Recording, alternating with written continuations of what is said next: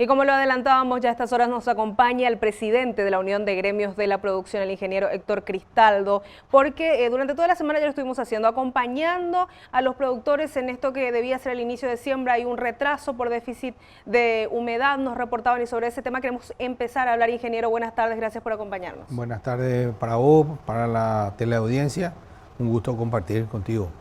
Bueno, hay un atraso en las tareas de siembra. Ahora, ingeniero, si nos puede explicar cuál es el escenario que enfrentan los productores de granos ahora. Arrancó la campaña agrícola 2019-2020 en un escenario de poca lluvia en el mes de agosto, entonces hay poca agua acumulada en el perfil del suelo. La semana anterior, el viernes, vino una lluvia en el sur y en el este.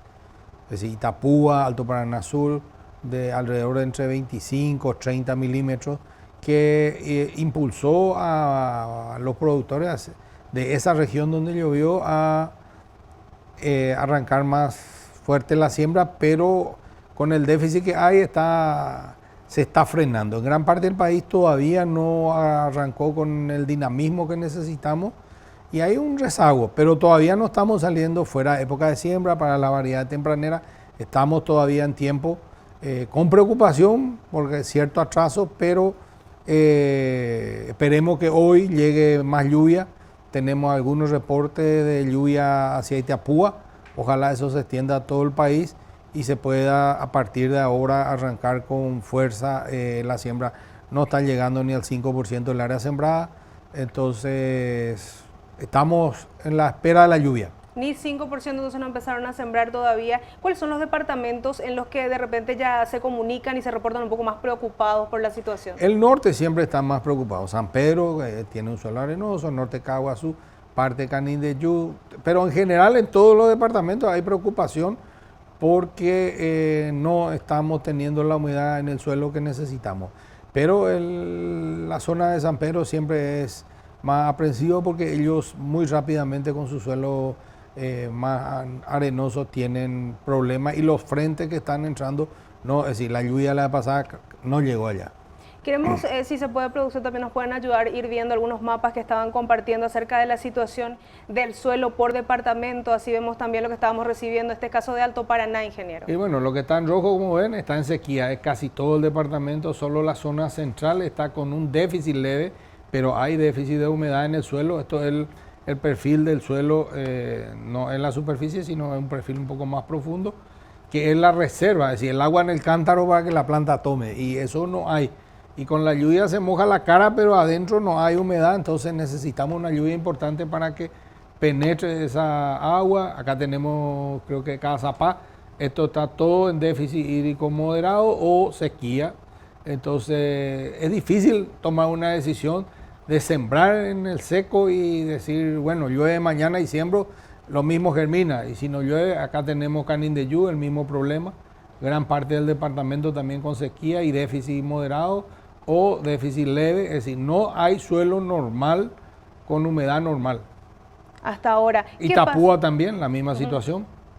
¿Qué pasa, ingeniero, con los que San Pedro acá, como ven, todo el sur y el este está en rojo, es decir, sequía, y el centro está con déficit moderado. Ni siquiera hay déficit leve, es un déficit más fuerte, entonces es preocupante, pero parte de nuestro trabajo manejar esos escenarios. Estamos acostumbrados y tratamos de hacerlo de la mejor manera posible, escalonando los momentos de siembra, usando variedades de diferentes ciclos, y bueno, eso es lo que se está haciendo. Un trabajo técnico muy importante, ¿no? Sí, de un ajuste más preciso en las épocas y las variedades para tratar de ir manejando los riesgos, porque no hay riesgo cero. En cuanto a tiempos, vamos a decirle, para la siembra, ¿cuánto tiempo podemos decirle a la gente que tenemos todavía para iniciar la siembra y salir bien, tener una buena producción? Si era por el productor, sembraba desde ayer, ¿verdad? Pero no da. Tenemos tiempo todavía, esperemos que antes de fin de mes tengamos las lluvias que necesitamos y podamos ir sembrando en su temporada adecuada a las variedades tempraneras, o van a empezar a desfasarse y a tener ya problemas de mayor riesgo de caída de rendimiento. Y justamente eso, lo que usted menciona, que hay rendimiento, para los que ya sembraron este 5%, decía es muy poco, pero se animaron a sembrar, se arriesgaron, ¿cuáles son los peligros si es que no llueve? Si no llueve, el riesgo es perder la parcela o que germine desparejo. Todo depende del vigor de la semilla y de las circunstancias de cada parcela, pero lo ideal es que hoy o mañana venga una lluvia y tranquilice toda esa gente que ya sembró, que asumió el riesgo y pueda seguir adelante, y el resto continuar sembrando. Y hay otro tema que va muy de la mano con las tareas que ustedes siempre están realizando en el campo y tiene que ver con la seguridad, porque siempre que va a iniciar una campaña parece como que viene con más fuerza el miedo también en algunas zonas que vivieron experiencias de invasiones, de situaciones violentas que tuvieron que enfrentar los productores. ¿Cómo están en ese sentido, con ese trabajo? Y bueno, son varios frentes en el tema de inseguridad. Uno son los robos, tanto de insumos, que se convirtió en un negocio, en un nuevo rubro de los ladrones, robar agroquímicos, robar productos para siembra, también los robos de carga en la época de cosecha, el avijeo, que es el robo de animales, en maíz el robo del choclo, ese se convirtió en un rubro importante que tiene su impacto también en los rendimientos, y las invasiones que generan inseguridad o la violencia que impide trabajar, que le amenaza a la gente que si va a sembrar le van a golpear, o como el año pasado ocurrió con el señor Rubén Fariña en cuando le queman su sembradora, le rocían con combustible a su hijo y le amenazaban prender fuego al muchacho de 16 años. Ese tipo de incidentes hay, y bueno, creemos que hoy se dio un paso importante en el tema invasiones. Para la desocupación de propiedades ya no se va a aplicar el famoso protocolo que se aplica de hace 7 años y que sirvió solamente para consolidar las invasiones y blindar a los invasores, generando la sensación de que el que está trabajando dentro de la ley no tiene resguardo de las autoridades, y sí el que viola la ley, y si tiene un padrino político con más razón, está protegido y resguardado por las autoridades. Y entonces el Estado de Derecho estaba en crisis en este tema de la seguridad en el campo. Sobre este tema importante para explicarle a la gente y ubicarse un poco, esta mañana nada más, hace una hora aproximadamente, ingeniero, se confirmaba desde la Corte y el Ministerio del Interior que se dejó sin efecto el protocolo de desalojo de invasiones de inmuebles, un proceso muy burocrático, se exigía mucho tiempo, se exigía, ingeniero, para terminar procesando y liberando las propiedades privadas invadidas. Sí, era un proceso muy largo donde se terminaba consolidando y premiando las invasiones y el propietario quedaba indefenso. Después de que ya se destruía la propiedad. Y sin poder trabajar, hay gente que perdió el año. Ahora mismo hay mucha gente que está con dificultades para trabajar. Son casi 100.000 hectáreas que están entre bajo amenaza y invadidas o no pudiendo transitar tranquilo.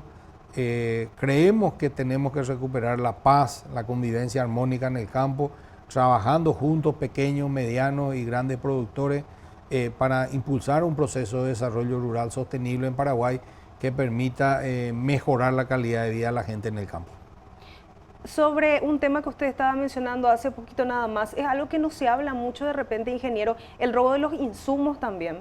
De repente se habla mucho de la invasión, de las amenazas, el miedo a trabajar, pero hay otras realidades, lo decía usted, que de repente no se comentan, pero se están viviendo en el campo. Hay bandas especializadas en robar insumos, van a la propia finca del productor a robar los galpones. Los insumos tienen su valor importante monetario y se está robando y se comercializa más o se usa en otro lado. Entonces hay bandas que se están especializando en robar insumos y otras en robar cargas. Entonces son también desafíos y problemas que tenemos que enfrentarlos todos juntos con las autoridades y la comunidad para tener un poco más de tranquilidad en las regiones del campo. ¿Cuáles son las zonas que en cuanto a seguridad, podría mencionar usted algunos departamentos en los que de repente los productores llaman más a pedir auxilio, por así decirlo, tienen más casos más drásticos? Y en general en todos los departamentos, mayor énfasis hay en 5, de San Pedro, Canindeyú, Alto Paraná, Caguazú, Itapúa, son los que están, Caazapá también, hay mayor concentración de problemas, pero lo que necesitamos es que se recupere la sensación de que las autoridades y las instituciones van a dar resguardo a quien está en el marco de la ley y van a sancionar al que viola la ley.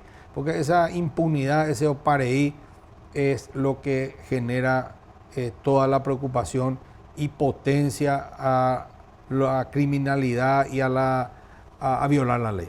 Parece como que impulsa, vamos a decirle, a que sea más fácil delinquir. Y es más fácil porque no hay sanción. Entonces, ese opareí, esa burocracia para responder, tenemos que trabajar, recuperar, digamos, el principio de que la ley es igual para todos y todos tenemos que manejarnos en una sociedad civilizada en el marco de la ley. Estuvieron en los últimos días también, ingeniero, teniendo varias reuniones con autoridades de distintas instituciones. ¿Cómo se está dando ese diálogo para hablar justamente de todos estos temas que usted está mencionando, las dificultades y los desafíos del sector productivo?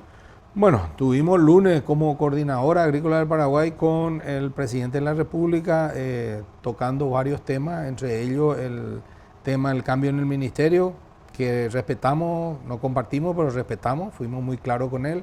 Es su decisión.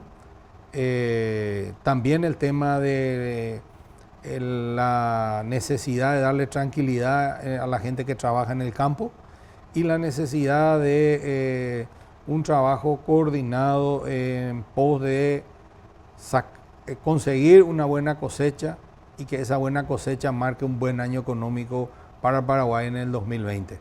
Porque ya vimos el impacto que tiene una mala cosecha en la economía con este mal año 2019. Fue mala cosecha, mal año económico. En Paraguay es así, la cosecha determina la tendencia de si va a ser un año positivo o un año negativo.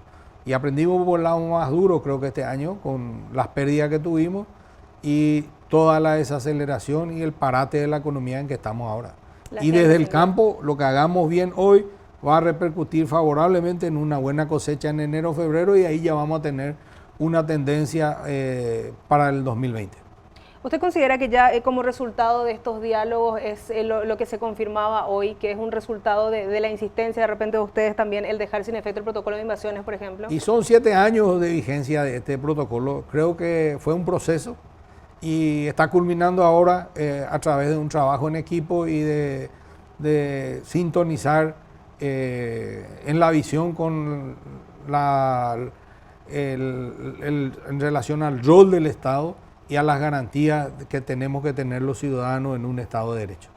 En la situación que viven ahora, vamos a decirle, el retraso de la siembra, el tema de inseguridad que están enfrentando en el campo, ¿hay algo que en concreto que ustedes podrían llegar a decir al gobierno, esto puede hacer por nosotros?